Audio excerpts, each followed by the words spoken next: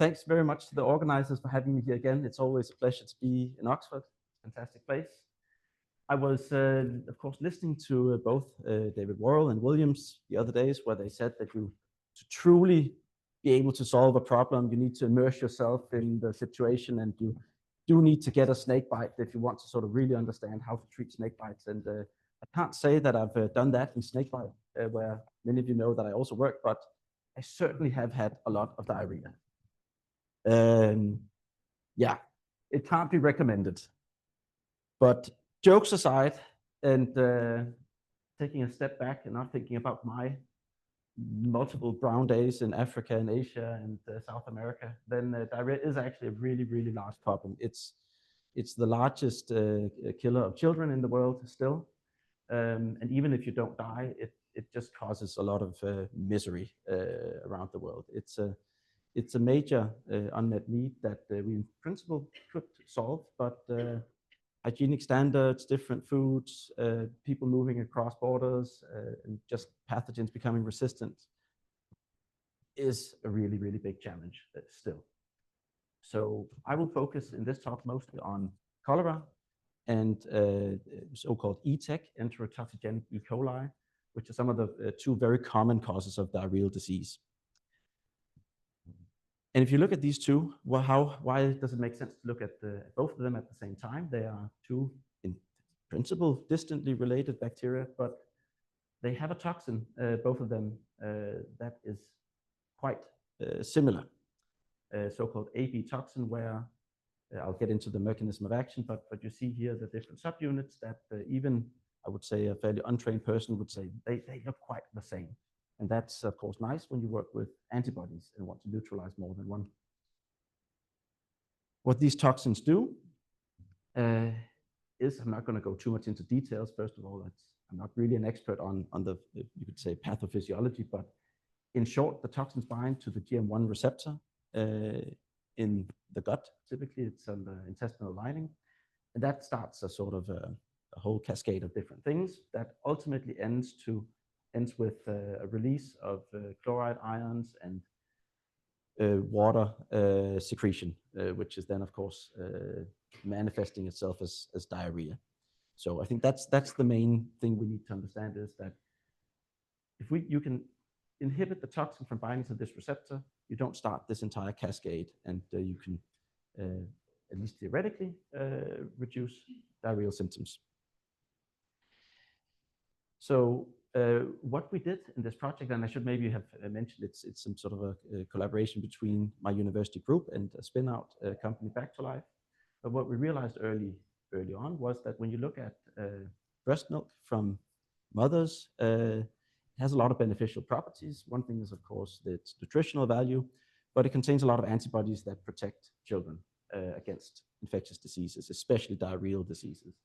And this is not new knowledge. It's been shown almost 50 years ago, and probably there's been indications before that. And no matter whether you are in a low middle income country or a high income country, the severity and also the sort of prevalence of diarrhea is 5 times higher in children that don't receive breast milk compared to those that do. So the prevalence might overall be higher in low middle income countries due to many different factors, but the difference, the ratio, is actually the same whether you are in a high or a low middle income country. So inspired by this, we want to see, can we do something that's, of course, cheaper and more easily deployable than pumping out a lot of breast milk and sending it around. And we looked towards antibodies, and this is just to remind everyone how antibodies sort of look.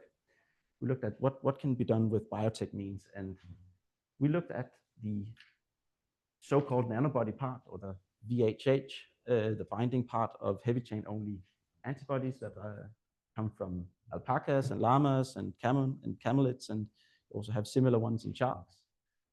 And what we then did is that, or what we then generally do, is we take these, you could call them nanobodies, and we put them together in a bivalent or heterodivalent format, depending a little bit on what we want to bind.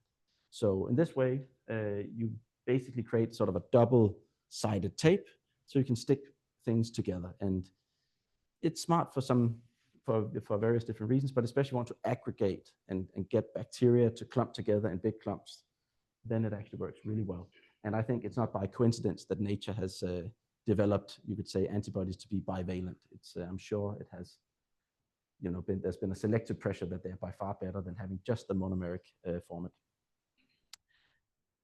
So I hate to give compliments to Swedish people, but I must admit that my now former PhD student, Marcus Peterson, is the guy who should take by far all the credit for the work that I'm going to present. He really did a lot of amazing work during his PhD, both you could say in DTU and the company, and also with our collaborators at the Harvard Medical School. So this is him. If you run into him, that's how he'll look, but he could not be at the conference here. But the first study is on cholera. It's published, so you can go read it if you want to know the details. But as I said earlier, these different toxins, they bind to the GM1 receptor, and if you can prevent that, the hypothesis was that then you could reduce diarrheal symptoms. So that's essentially, you could say, what was our goal. We developed these VHHs using a sort of a fairly standard pipeline for nanobody discovery. It has been presented, I think, in some of the other talks, so I'm not going to go into too many details, except that you immunize an alpaca or llama or camel. You extract the genes that encode their nanobodies, and then you use phage display and panning to select which nanobodies bind. And we, I think, also did a bit of sort of cross-selection, so we ensured that the nanobodies we selected bound the different isoforms of the toxins. I showed only 2 toxins, but there are a little bit of variation depending on what exact strain you work with.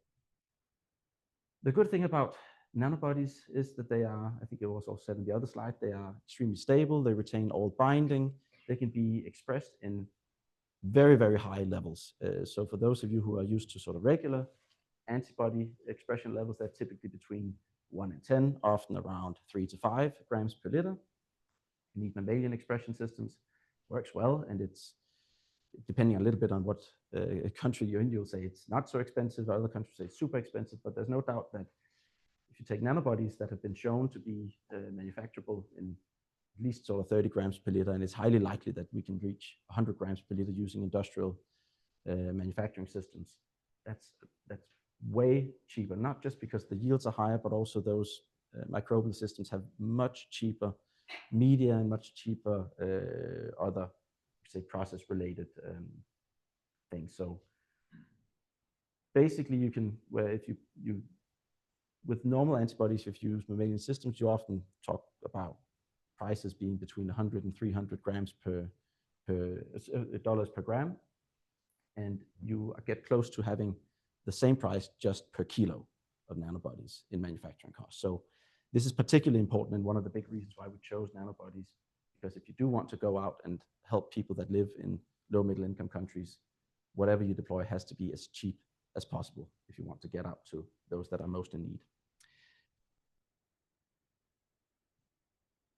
So I'm not going to show, I try not to overload you with too many graphs, but just the first thing you do is when you found your nanobody, you check, does it actually inhibit the toxin? And the way you check that is you look for the concentration of cyclic AMP. And basically what you see here is that you have a concentration dependent curve that if you have an irrelevant binding protein or nanobody, the toxin still works. If you have one that does bind the toxin, then after adding a bit of that, it will block the interaction with the receptor, and that can be measured on these cyclic AMP levels.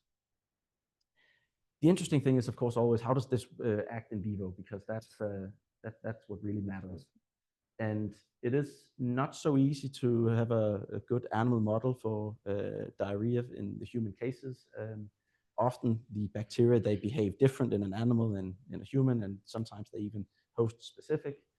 So the best thing we could get was a so-called infant mouse model, where what we did was we imagined that these binding proteins are given to people in a risk situation.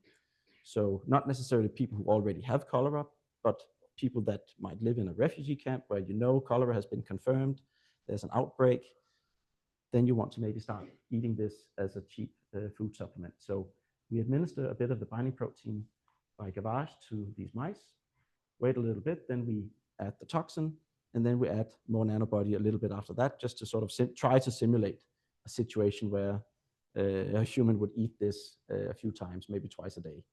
You can't inject more than 3 times. The mice are very small and vulnerable, so we are very limited in what we can do. And then what we look at is, you could say, diarrhea and fluid accumulation. And the short sort of takeaway message is that if you use a random protein or an irrelevant nanobody, we also shown, then of course nothing happens, but the binding proteins that are specific to the toxin, they actually work. You can see that the mice, they don't lose weight, they don't have as much fluid accumulation as mice that are only receiving an irrelevant protein and the toxin. Of course, the situation is not that you eat only the toxin. In the real world, you'll eat the bacterium. So the obvious next thing we wanted to test is what happens if we basically do the same, but instead of the toxin, we administer the live Vibrio cholera bacterium. And essentially, we see the same picture, which we were very pleased with, because we didn't necessarily expect that. The bacterium can do other things than spit out a toxin, but essentially it looked like blocking this toxin not only prevented the symptoms, but it even kept the bacterium from growing. You might ask, why does it do that? If it targets the toxin, it doesn't kill the bacterium, but it has a little bit to do with the toxin inducing fluid secretion and nutrient secretion into the lumen in the gut, and that makes it easier for the bacterium to thrive. So if you block that, you also block its proliferation. So that's, you could say, the conclusion of the first study. It looks like this bivalent VHH construct, the binding protein, works really well, at least in this mouse model. So in the second study, Marcus started looking at this heat-labile enterotoxin, which is this toxin I mentioned earlier from enterotoxigenic E. coli that's very similar to cholera toxin. And you see that the number has changed. It's a slightly different binding protein, but it's essentially kind of the same, but binding a slightly different epitope. So we wanted to see if this binding protein could block both toxins, because then, of course, you would have a binding protein that could help with more cases of diarrhea. And in the real world, it's not, you might not know whether it's one or the other that's affecting you. A little bit of a busy slide, but what you saw before with cyclic AMP levels, and you also have blocking capacity up here, is just to show that if you either use the protein as a monomer or this bivalent format, it works quite well in blocking the interaction between both cholera toxin or LT toxin and the receptor. And in this case, there's not a good animal model. So here we used sort of an alternative, which is a flow chamber model simulating the human intestine, where you grow intestinal cells over here, CAPO2, then you add bacteria, and then you basically see, do they form a biofilm, which is a sort of a mimic of real-life situation where a pathogenic bacterium takes over. And you add media, and we can then add our binding protein to this media to see, can we then prevent this biofilm formation. And I'm always very bad at looking at these sort of histology-like pictures or microscopy pictures, but what you want to sort of look at is, this is how cells look if you have like this is the intestinal cells. If you don't add the bacterium, then they have this color. If you add the bacterium, it becomes, I think it's brown. I'm colorblind, but I'm told it's brown. Then they take over, and that's a nasty situation. And if you use a knockout mutant of the bacterium where the toxin is not produced, you see a little bit of brown, but you see it's not so much, showing that the toxin plays a big role in this. And the nice thing is, of course, when we add our binding protein, you see only very few patches of brown. So it means, again, similar to the cholera toxin, if you block this toxin, you can actually prevent the bacterium from proliferating, probably for some of the same reasons as I mentioned earlier. Now I'm even more challenged as a colorblind person, but I think what you need to sort of see here is that many of these different microscopy pictures using different types of microscopy show that the binding protein preserves cell layer integrity, and yeah. keeps the gut healthy, you could say, or the simulated gut health. That's, I think, the takeaway message. I don't think we have time to go too much into the specific details here. So the conclusion of this study is a little bit similar to the other one, except that we used a non-animal model, but it looks like this binding protein can protect against both LT from E. coli and cholera toxin from Vibrio cholera. And yeah, and this is quite exciting. And we think our paper might soon be accepted and out. We at least received some positive criticism in the review. So if you want to read the details and study the pictures more, that's where to find it. And just as sort of an outlook, because I think, especially this conference, it's been discussed a bit. I mean, nothing will help anyone if you don't take the next step of trying to make this into a real product and conduct clinical trials. So that is what we're doing, and we're lucky that we've also managed to secure funding enough for it. So I think it's important to realize that in the way we want to deploy this is not as a pharmaceutical. So that means you can't find patients. You have to find healthy people. You have to find a population where it's likely that if you include enough people, there'll be enough cases of diarrhea in the placebo group that you can show that your binding protein actually protects those that consumed this. So in Bangladesh, they have the world leading hospital or institution for studying diarrheal disease, and we're collaborating with them to see if we can do I think you could call it a household study, where the families will be either eating the binding protein or an irrelevant one. And then we'll of course see, can we reduce the incidence of diarrhea? Can we maybe even look at health parameters?